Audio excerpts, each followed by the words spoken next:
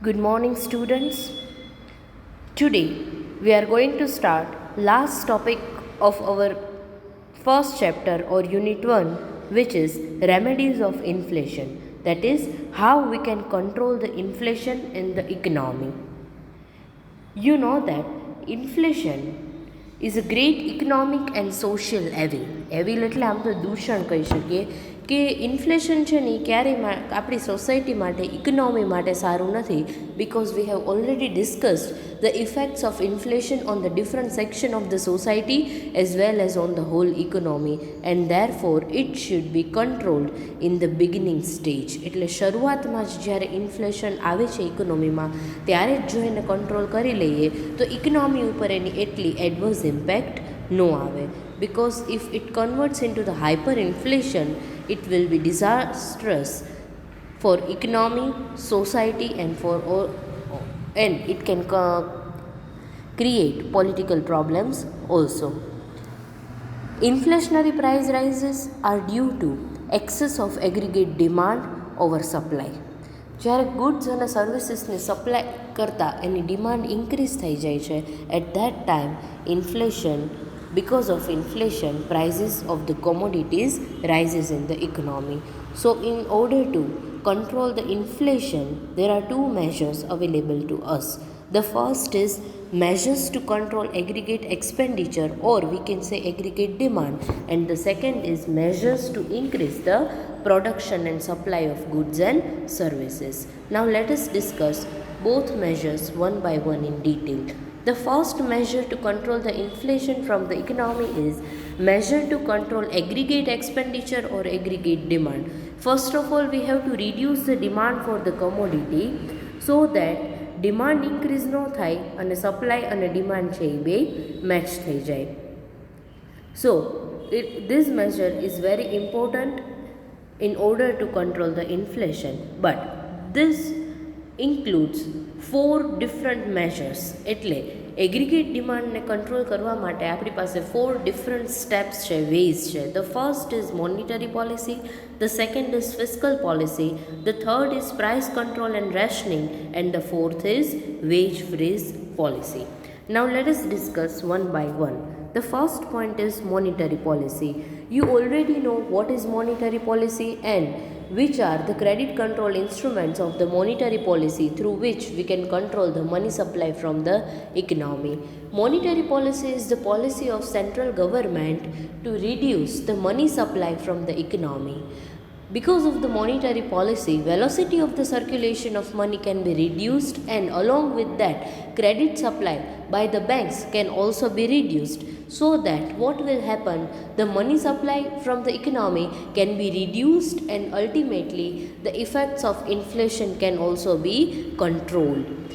એટલે મોનિટરી પોલિસીથી શું થશે કે central bank, that is RBI in case of India, will try to control credit એટલે supply of currency and credit, so that માર્કેટમાં money supply છે એ ઓછું થઈ જાય અને અનનેસેસરી ડિમાન્ડ, એટલે તમે ક્યારે ડિમાન્ડ કરો છો, when your income increases, but if there is no increase in your income, if you don't have money, then how can you purchase the commodity. એટલે શું થશે કે જો તમે મની સપ્લાય જ ઓછું કરી દો તો income of the people will be low and ultimately demand can be reduced, એટલે એગ્રીગેટ ડિમાન્ડ છે એને તમે રિડ્યુસ કરી શકો. Monetary policy to control the inflation is based on the assumption that an inflationary price rise is due to excess of monetary demand for goods and services expressed by the increased total expenditure which is made possible by the expansion of bank credit. Monetary policy છે ને એવા assumption ઉપર ચાલે છે કે excess of demand છે એનું reason શું છે, excess of money supply, money supply વધારે છે એટલે demand for goods and services છે એ ઇન્ક્રીઝ થાય છે અને અલ્ટિમેટલી માર્કેટમાં ઇન્ફ્લેશનરી પ્રાઇસ રાઇઝ આવે છે. એટલે આ જે બેંક ક્રેડિટ એક્સપાન્ડ થાય છે એને કેવી રીતે રિડ્યુસ કરવું એ મોનિટરી પોલિસી કંટ્રોલ કરે છે. So in order to reduce the effect of inflation, central bank adopts tight money policy or dear money policy. અને આ જે ડિયર મની પોલિસી છે એનો એમ શું છે, two reduce the bank credit or concentrate on the bank credit so that money supply can be reduced. Now, under the dear money policy, there are certain measures which are adopted by the central bank. Let us discuss one by one. The first measure is the central bank increases the bank rate with a view to making credit costly and thereby prevents speculative and non-essential investments. Central bank શું કરે છે? Monetary policy through bank rate છે એ increase કરી દે છે. You know that there are certain credit control instruments which are adopted by the central bank in order to reduce the effects of inflation from the economy. So during inflation, bank rates will be high in order to reduce the money supply, and during depression, bank rates will be low in order to increase the money supply. Bank rate is the rate at which RBI provides loans to the commercial banks. So ઇન્ફ્લેશનના ટાઈમમાં dear money પોલિસીની under RBI છે, central bank છે, એ bank rates છે એ increase કરી દે છે. The second measure is the central bank sells securities in the open market and thereby brings about a reduction in the cash reserve of the commercial banks. Yes, પછી શું કરે છે? Central bank છે એ open માર્કેટમાં સિક્યોરિટીઝને cell કરે છે. That is the open market operation. If you remember, purchasing and selling of the securities in the open market. So what will happen? જો ઇન્ફ્લેશનના ટાઈમમાં આરબીઆઈ સિક્યોરિટીઝ સેલ કરશે, એનો મતલબ કમર્શિયલ બેંક્સે સિક્યોરિટીઝ પરચેઝ કરવી પડશે. So securities will go in the hands of commercial banks and money will go in the hands of RBI. So ultimately bank છે એની credit supply, loans provide કરવાની capacity છે એ રિડ્યુસ થઈ જાય છે, because now it only lefts with small portion of the cash reserves. The third point is the central bank directs the commercial banks to increase the cash reserve ratio which may have to keep with it. That is CRR, cash reserve ratio, which means every commercial bank is supposed to keep certain percentage of its total deposits in the form of cash reserve with RBI, and during inflation RBI will increase the cash reserve ratio in order to reduce the money supply from the economy. એટલે CRR increase કરી દેશે એટલે automatically માર્કેટમાંથી money supply છે એ reduce થઈ જાય. The fourth point is the central bank imposes straight selective credit control measures like credit rationing, increase in the margin requirements and regulation of consumers credit etcetera. એટલે આમાં શું કરશે? Central bank છે ને એ અમુક સિલેક્ટિવ કંટ્રોલ મેઝર્સ છે ને, આપણે વાત થઈ હતી ને ક્વોન્ટિટેટિવ એન્ડ સિલેક્ટિવ, એટલે આવા મેઝર્સ ઇમ્પોઝ કરશે. એના થ્રુ શું કરે છે? Credit rationing.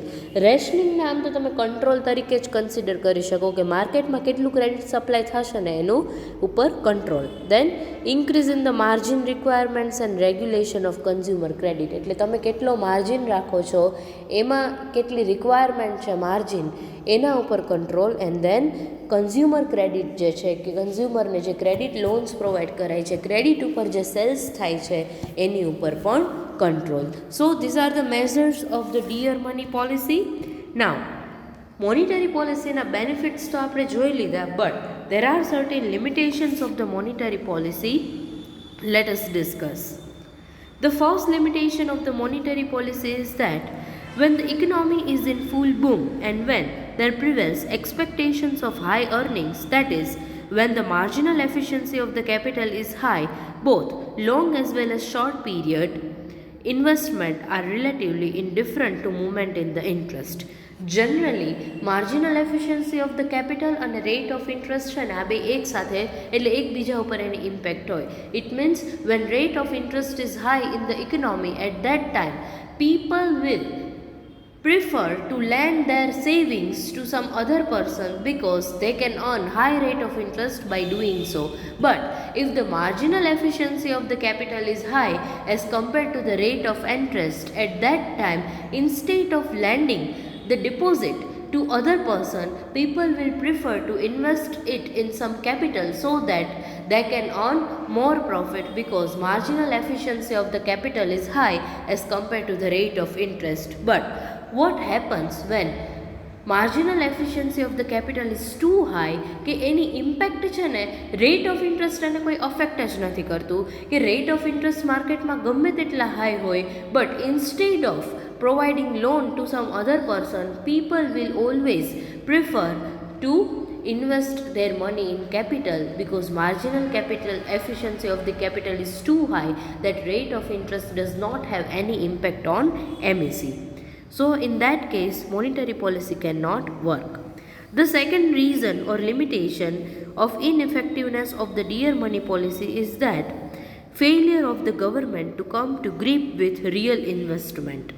આપણે જ્યારે કેનેશિયન થિયરી ભણ્યા ને ત્યારે મેં બે ઇન્વેસ્ટમેન્ટ એક્સપ્લેન કર્યા હતા, real investment and financial investment, અને કેઇન્સે છે એ ફોકસ રિયલ ઇન્વેસ્ટમેન્ટ ઉપર કર્યું હતું rather than financial investment, because real investments are those investment who have direct impact or who increases the nation's physical stock of goods, કે નેશનની જે physical stock છે ને ગુડ્સનો એમાં ઇન્ક્રીઝ કરે છે, એટલે આ લેન્ડ, બિલ્ડિંગ, ફેક્ટરી એટસેટ્રા. એટલે મોનિટરી પોલિસી ક્યારેય વર્ક નહીં કરે જો ગવર્મેન્ટની જો રિયલ ઇન્વેસ્ટમેન્ટ ઉપર ગ્રીપ નહીં હોય તો. Then fourth limitation of the monetary policy is that very often the policy adopts is so soft that it ceases to be effective in the practical sense. Yes, ઘણીવાર monetary policy adopt કરી હોય ને એ ટાઈપની હોય, એટલી soft હોય કે practical સેન્સમાં એની જે ફિઝિબિલિટી છે, પોસિબિલિટી છે, એની જે ઇફેક્ટિવનેસ છે એ બહુ રિડ્યુસ થઈ જાય છે. So, the effectiveness of the monetary policy also depends upon the existence of the well-organized and well-integrated money market in the country. But we have already discussed that Indian money market is still underdeveloped. It is still આપણે કહીએ ને કે એટલું developed નથી થયું. એનું reason છે કે અનઓર્ગનાઇઝડ સેક્ટર છે. મોનિટરી પોલિસી છે ને એ ખાલી બેંક મનીને જ ઇન્ક્લુડ કરી શકે છે, બટ અનઓફિશિયલી જે ઇકોનોમીમાં મની સપ્લાય થાય છે એની ઉપર મોનિટરી પોલિસીનો કોઈ કંટ્રોલ નથી, એન્ડ દેટ ઇઝ વાય એની ઇફેક્ટિવનેસ છે એ રિડ્યુસ થઈ જાય છે because of the unorganized market. So monetary policy alone cannot prove to be very effective in controlling the inflation, but if we use the monetary policy in conjunction with the fiscal policy, at that time we can bring the desired result and we can reduce the impact of the inflation from economy. એટલે જો monetary પોલિસીને fiscal policy સાથે આપણે use કરીએ ને તો ઇકોનોમીમાંથી આપણે ઇન્ફ્લેશનની effect છે એને રિડ્યુસ કરી શકીએ. So let us discuss it. Fiscal policy. Fiscal policy is the policy of governments taxation or expenditure and revenue. Fiscal policy એટલે ગવર્મેન્ટના એક્સપેન્સીસ અને રેવન્યુની policy. Now, if you remember, the major source of the revenue for the government is taxation. એટલે taxation છે એના through government છે income earn કરશે, અને ગવર્મેન્ટના expenses ક્યાં થતા હોય છે તો ઇન્ફ્રાસ્ટ્રક્ચર ડેવલપમેન્ટ, સોશિયલ વેલફેર, તો આ બધા ગવર્મેન્ટના એક્સપેન્ડિચર છે. તો આ એક્સપેન્ડિચર અને રેવન્યુને કેવી રીતે બેલેન્સ કરવા, that policy is known as the fiscal policy. Now, it is said that fiscal policy is very effective in controlling the inflation. So, there are mainly three measures which are included in the fiscal policy. The first is reduction in the public expenditure. Yes, during inflation, first of all, government should reduce the public expenditure. That is, કે જે અનનેસેસરી એવા expenses કે જે development oriented નથી, કે જેનાથી કોઈ special welfare નથી થતું, એવા એક્સપેન્સીસ છે એને રિડ્યુસ કરી દેવાય. So by reducing the spendings, the government can partly offset the inflationary pressure arising from the irregulated private spending. એટલે શું થાય, આ સ્પેન્ડિંગ અને ઇન્ફ્લેશનને કેવી રીતે રિલેશન છે કે ગવર્મેન્ટ એવું ડિસાઇડ કરે કે માર્કેટમાં આપણો રાજકોટ છે તેમાં રિંગ રોડને ડેવલપ કરવો છે, તો રિંગ રોડ ડેવલપમેન્ટ કરવા માટે ગવર્મેન્ટને 10 crores ઇન્વેસ્ટમેન્ટની રિક્વાયરમેન્ટ છે. તો આ જે 10 crore ઇન્વેસ્ટમેન્ટ છે એનાથી શું થયું, ગવર્મેન્ટ માટે એક્સપેન્સ છે, બટ એની સામે કેટલા બધા લેબર્સ છે, એમ્પ્લોઈઝ છે, આ બધાને તો ઇન્કમ જનરેટ થશે. તો એ બધા માટે છે એ ઇન્કમ જનરેટ થઈ તો ડિમાન્ડ ઇન્ક્રીઝ થશે. તો આનાથી શું થયું કે મની સપ્લાય ઇકોનોમીમાં ઇન્ક્રીઝ થઈ ગયું. So during inflation government should try to avoid avoid this type of projects through which income of the people increases because already there is a high money supply in the economy. But there are certain limitations of this policy that it is not possible to reduce public expenditure beyond certain limits. હવે government ગમે તેટલી try કરે, અમુક જે public એક્સપેન્ડિચર્સ છે ને એ કરવા જ પડે.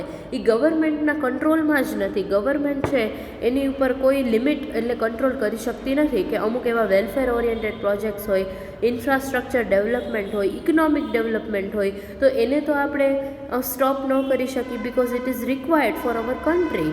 So this type of development and welfare oriented expenditure cannot be reduced, but government can reduce some non-development expenditure, non-planned expenditure કે જેની અત્યારે કોઈ રિક્વાયરમેન્ટ નથી, કે અમુક એક્સપેન્ડિચર એવા હોય કે જેને up to certain limit government છે એ રિડ્યુસ કરી શકતી હોય. સો in short, a policy of reduction in the public expenditure cannot be used very effectively as an anti-inflationary measure, but we can try to attempt કે તમે અમુક limit સુધી expenses છે એને કર્ટેલ કરી શકો, એને કટ કરી શકો, સો દેટ ઇકોનોમીમાં અમુક લેવલ સુધી જે ઇન્ફ્લેશનની ઇફેક્ટ છે એને રિડ્યુસ કરી શકીએ. The second is increase in taxes. Yes, now what will government do? By increasing the tax rates, government can reduce the disposable income of the people, or government can also impose taxes on that products કે જેની ઉપર હજી સુધી government કોઈ taxes impose નહોતા કરતા. એટલે government છે એ નવા ટેક્સીસ ઇમ્પોઝ કરી અને એક્ઝિસ્ટિંગ ટેક્સ રેટ્સ છે એને ઇન્ક્રીઝ કરીને લોકોની જે ડિસ્પોઝેબલ ઇન્કમ છે એને રિડ્યુસ કરી શકે છે.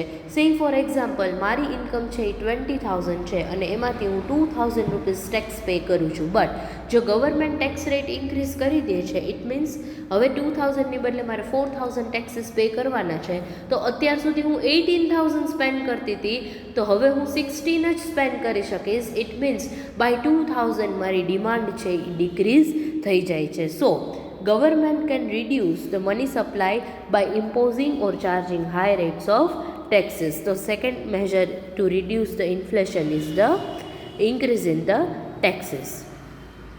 So, in other words, as an integral part of the anti-inflationary policy, the tax structure of the country should be made deep and wide so that inflation can be controlled by reducing the disposable of the income of the people by charging high rates of taxes.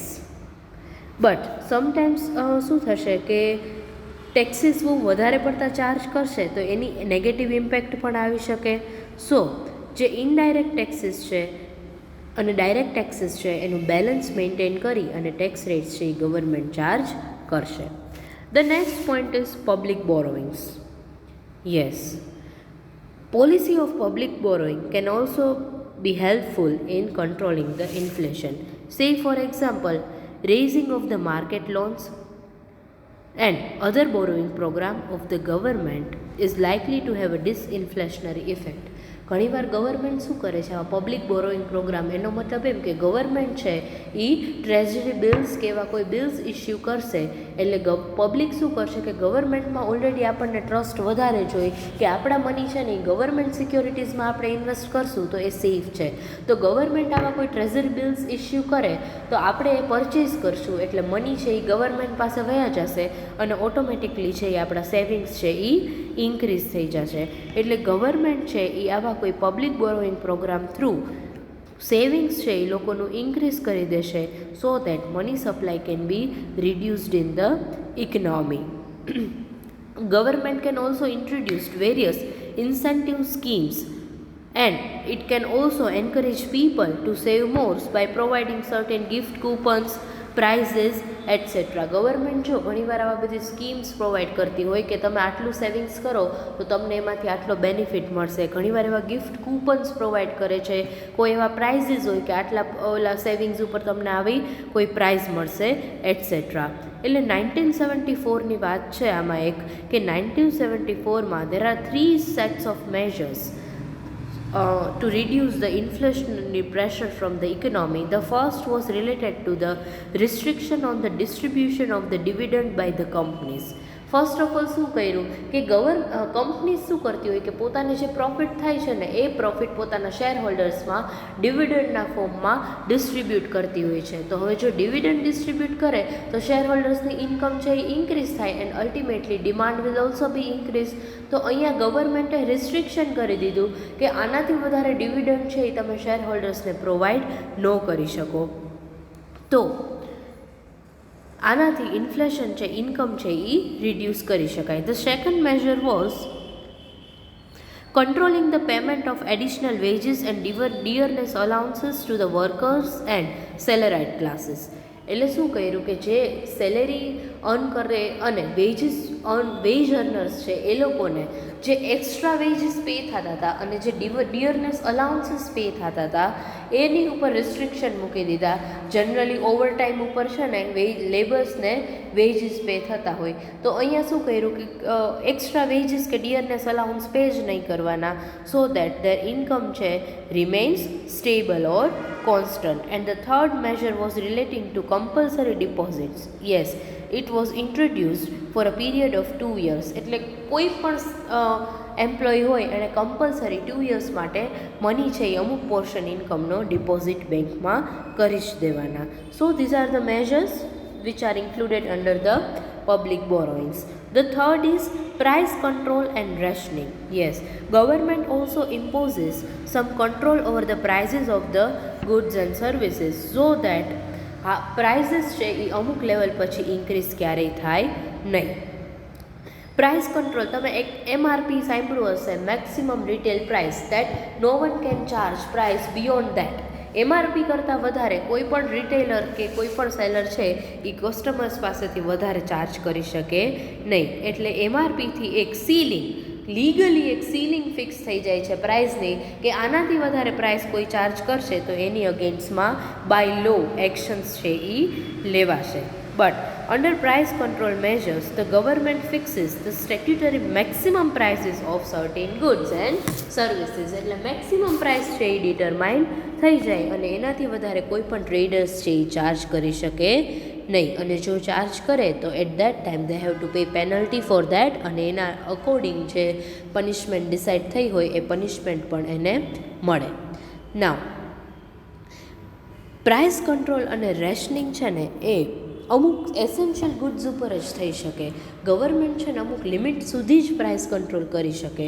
But ઘણીવાર એવું થાય કે જે essential goods ઉપર છે ને price control કર્યું છે તો અમુક જે બીજા ગુડ્સ છે કે જેની ઉપર પ્રાઇસ કંટ્રોલ નથી એવા ગુડ્સ છે એનું પ્રોડક્શન વધી જશે, નોન એસેન્શિયલ ગુડ્સનું. And resources which are scared in nature, એનું જે પ્રોડક્શન જે એસેન્શિયલ ગુડ્સ મેન્યુફેક્ચર કરવા માટે થતું હોય એના બદલે નોન એસેન્શિયલ કોમોડિટીઝ છે એ મેન્યુફેક્ચર કરવામાં વધારે થશે. સો વોટ વિલ હેપન, રિસોર્સિસનું જે ઓપ્ટિમમ યુટિલાઇઝેશન છે એ નહીં થાય and less than optimum utilization of the resources will be there because production of the non-essential commodities is more than the production of the essential commodities. એટલે government ક્યારેક એવું કરે કે જે આ રેશનિંગ પ્રાઇસ કંટ્રોલ કર્યું ને એની સાથે સાથે જે સ્કેર્ડ કોમોડિટીઝ છે ને એના ડિસ્ટ્રીબ્યુશન ઉપર પણ રિસ્ટ્રિક્શન મૂકી દે, irrespective of the class of the people or કે લોકોની કેટલી ઇન્કમ છે ને એના ઉપર ડિપેન્ડ નહીં કરે.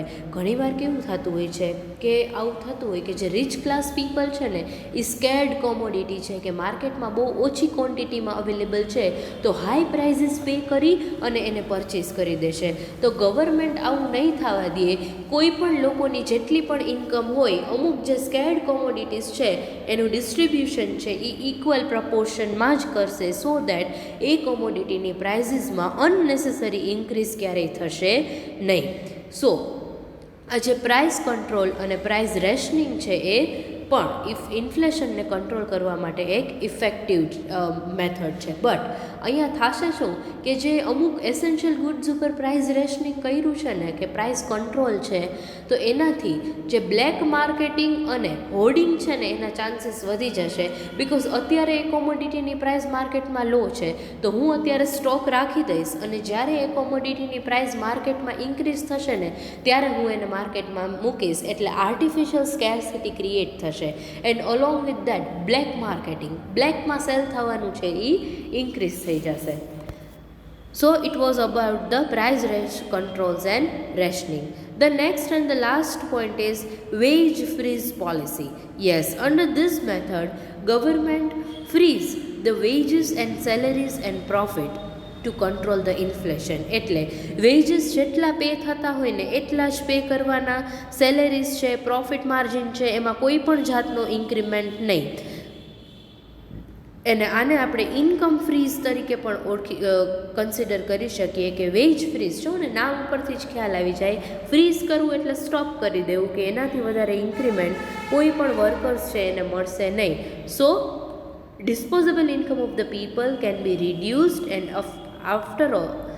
after that the effective demand for the goods and services can also be reduced. But there are also limitations relating to this કે જે ટ્રેડ યુનિયન્સ છે ને એ ક્યારેય આવું થવા દેશે નહીં, કે જે ટ્રેડ યુનિયન્સના મેમ્બર્સ છે, લેબર્સ, એના રાઇટ્સ માટે આ ટ્રેડ યુનિયન છે એ કોઈ પણ રીતે by strike or by any way એ લોકોના વેજીસ છે એ ઇન્ક્રીઝ કરાવી જ દેશે. The second method is increasing the domestic supplies of essential goods. હવે અત્યાર સુધી આપણે જેટલા પોઈન્ટ્સ સમજ્યા એ બધા હતા measures two control aggregate expenditure ઓર એગ્રીગેટ ડિમાન્ડ. હવે છે ને એ ડિમાન્ડને તો કંટ્રોલ કરી, બટ સેકન્ડ મેથડ શું છે? Two increase the supply of essential goods. Under that, 2 points are there. The first is increased imports and reduced exports. Yes, first of all, what we should do, we should increase the imports and reduce the exports so that supply of commodities can be maintained. Generally શું થતું હોય કે આપણે જેટલું production કરીએ છીએ ને એમાં અમુક પોર્શન આપણી કન્ટ્રી માટે રાખીએ અને બાકી બધું છે એ એક્સપોર્ટ કરી દઈએ. બટ એક્સપોર્ટ કરતાં પહેલાં આપણે એટલું કન્સિડર કરવું જોઈએ કે આપણી કન્ટ્રીનું પોપ્યુલેશન જેટલું છે એની સામે એટલો સ્ટોક અવેલેબલ છે. અધરવાઇઝ શું થશે કે બધો સ્ટોક સપ્લાય એક્સપોર્ટ થઈ જશે and we are left with only a short portion of the total production, and ultimately prices of the commodities will increase and it will lead to inflation in the economy. એટલે અહીંયા શું થશે કે જે export છે એને reduce કરી દો અને ઇમ્પોર્ટ ઇન્ક્રીઝ કરી દો, એટલા માટે કે પ્રોડક્શન કે ડોમેસ્ટિક સપ્લાય છે એ કન્ટ્રીમાં ઇન્ક્રીઝ થઈ જાય. So first of all we should increase the imports with a view to increase the supply of the commodities which are scared કરતાં આપણે કહી શકીએ કે જેનું સપ્લાય આપણી ઇકોનોમીમાં ઓછું છે, એવા એસેન્શિયલ આર્ટિકલ્સ હોય, કોઈ એવા પર્ટિક્યુલર વેજ ગુડ્સ હોય તો એનું ઇમ્પોર્ટ્સ છે એ ઇન્ક્રીઝ કરી દો અને આવા જ જે એસેન્શિયલ કોમોડિટીઝ છે એનું એક્સપોર્ટ આપણે જો બીજી કન્ટ્રીમાં કરતા હોય તો એક્સપોર્ટ કરાય, પણ ક્યારે? જ્યારે ડોમેસ્ટિક ડિમાન્ડ છે ને એ ફૂલફિલ થઈ જતી હોય ને પછી જ આપણે કોમોડિટીને એક્સપોર્ટ કરવું જોઈએ. But again, the feasibility of this measure depends upon the balance of payment situation of the country. Yes, હવે આ મેથડ કેટલી ફિઝિબલ છે ને એ બેલેન્સ ઓફ પેમેન્ટ ઉપર ડિપેન્ડ કરે. બેલેન્સ ઓફ પેમેન્ટ શું છે? It is the sum of the transactions takes place during a year. એટલે at the end of the year આપણી કન્ટ્રી અને બીજી કન્ટ્રી વચ્ચે જેટલા પણ ટ્રાન્ઝેક્શન થાય છે ને, whether it is between two individuals, between two companies or between two governments of the different countries, આ બધાનો total at the end of the year is known as the balance of payment. એટલે balance of પેમેન્ટમાં import અને export વચ્ચે balance રાખવું બહુ requirement છે. If import is greater than the export, it means it will create deficit in the balance of payment, and if export is greater than the imports, it will create surplus in the balance of payment. But when imports and exports are equal, at that time we can say that there is balance in the balance of payment, or it is the situation of the equilibrium. એટલે ક્યારેય import છે ને export કરતાં વધારે ન હોવું જોઈએ, એ position આપણી કન્ટ્રી માટે સારી નથી. એટલે જો અહીંયા આપણે એવું કરીએ કે ઇમ્પોર્ટ્સ ઇન્ક્રીઝ કરી દઈએ અને એક્સપોર્ટ્સ રિડ્યુસ કરી દઈએ તો એનાથી આપણી કન્ટ્રીમાં ડેફિસિટ ક્રિએટ થાય. The last point is increased production. Yes, the last thing we should do is increase the domestic supply of the commodities. કે આપણે ડોમેસ્ટિકલી એવી પ્રોડક્ટ કે જેનું સપ્લાય ઓછી છે અને ડિમાન્ડ વધારે છે એનું સપ્લાય પ્રોડક્શન ઇન્ક્રીઝ કરી દઈએ. બિકોઝ અલ્ટિમેટલી ઇન્ફ્લેશન ક્રિએટ શું કામ થાય છે? Because of the access of aggregate demand over the aggregate supply. જેટલું સપ્લાય છે એની સામે ડિમાન્ડ વધારે છે એટલે જ તો ઇન્ફ્લેશન ક્રિએટ થાય છે. તો આને જ આપણે કંટ્રોલ કરી દઈએ તો ઓટોમેટિકલી ઇન્ફ્લેશનની ઇફેક્ટ છે એને રિડ્યુસ કરી શકીએ. સો કોમોડિટીનું પ્રોડક્શન છે એ આપણે ઇન્ક્રીઝ કરી શકીએ કે જે એગ્રીકલ્ચર પ્રોડક્ટ્સ છે કે ઇન્ડસ્ટ્રીયલ પ્રોડક્ટ્સ છે બધાનું પ્રોડક્શન છે એ આપણે ઇન્ક્રીઝ કરવાનું છે. So that special emphasis should be laid on increasing the production of wage goods and the pattern of investment, both public and private, as also the monetary and fiscal policies should be so designed as to increase the production of essential goods of mass consumption. એટલે monetary policy અને fiscal પોલિસીને એવી રીતે design કરવાની છે ને કે essential ગુડ્સનું production છે એ આપણે અહીંયા ઇન્ક્રીઝ કરી શકીએ. So this is about the different measures or remedies to control inflation from our economy. So ultimately we can say that inflation છે ને કોઈ પણ ઇકોનોમી માટે મોન્સ્ટર એટલે એક રાક્ષસ તરીકે કન્સિડર થાય છે અને એની સામે ફાઇટ કરવા માટે આપણી પાસે ઘણા બધા વેપન્સ છે એટલે હથિયાર છે કે જે આપણે હમણાં જ ડિસ્કસ કર્યા. But reliance on a single method of control may not prove effective. એટલે આ જેટલી મેથડ આપણે ડિસ્કસ કરીને એમાંથી કોઈ એક મેથડ ઉપર આપણે ટ્રસ્ટ કરશું, એક જ મેથડ ઉપર ડિપેન્ડન્ટ રહેશું ને તો ઇન્ફ્લેશનને કંટ્રોલ નહીં કરી શકીએ. Two control the inflation we have to use all of this method in consumption. So this is the last point of our first unit. I hope now you are clear with all the points. Thank you very much. In our next session I will start the second unit, that is international trading. Thank you very much. See you all in the next session.